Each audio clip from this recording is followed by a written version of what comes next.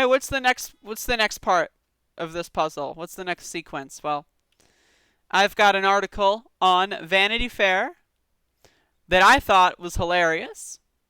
So let's read. It sure sounds like Trump may barricade himself in the Oval Office and refuse to come out if Biden wins. This is by Bess Levin, November 7th, 2020.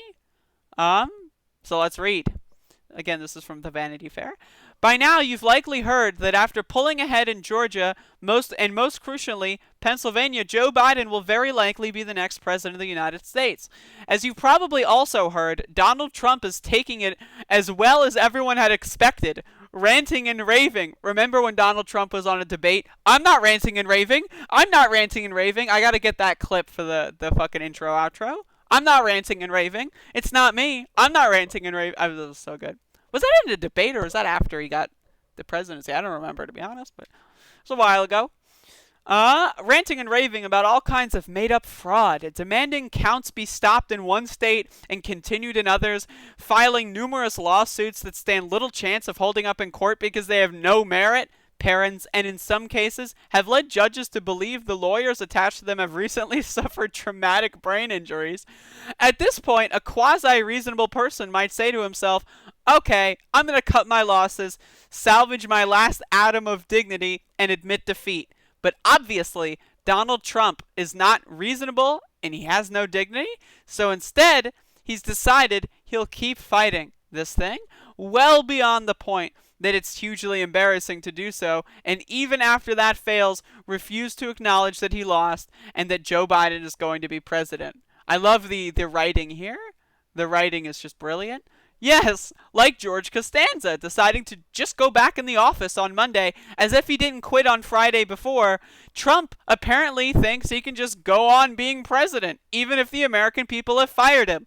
According to CNN, Trump reportedly has not prepared a concession speech, and in conversations with allies in recent days, has said he has no intention of conceding the election.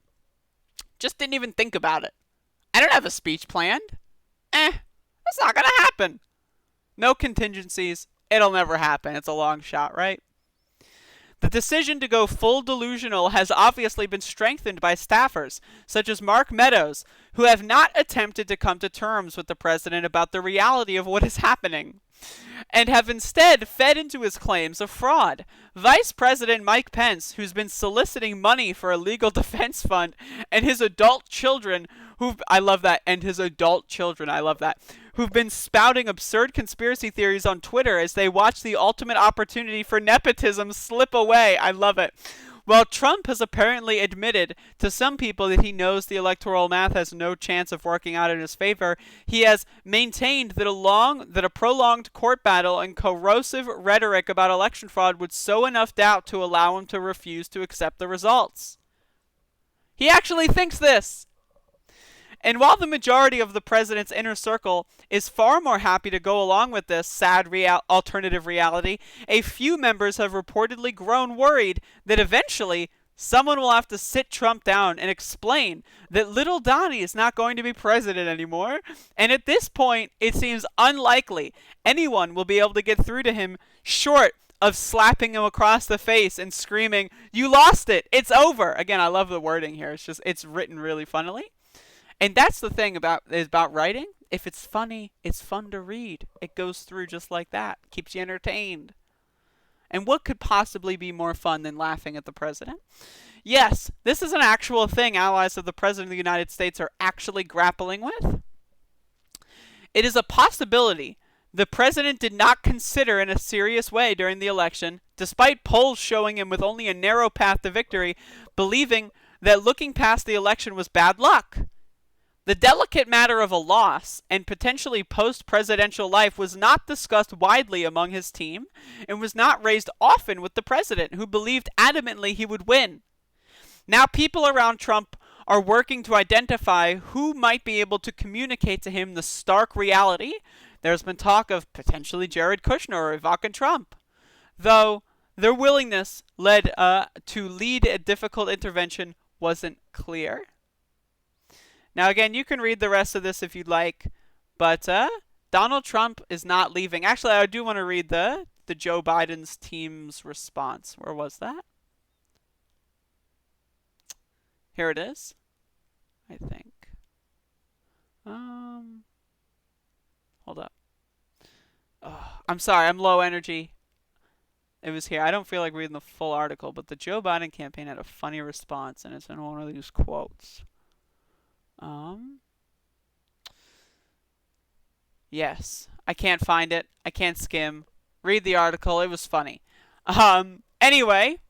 Oh, here it is. I just scrolled on it. Okay, on Friday, I'm so sorry. I'm so sorry. I'm low energy. Please forgive me. On Friday, Biden campaign spokesman Andrew Bates said that the former vice president's staff wasn't worried about Trump refusing to leave the White House.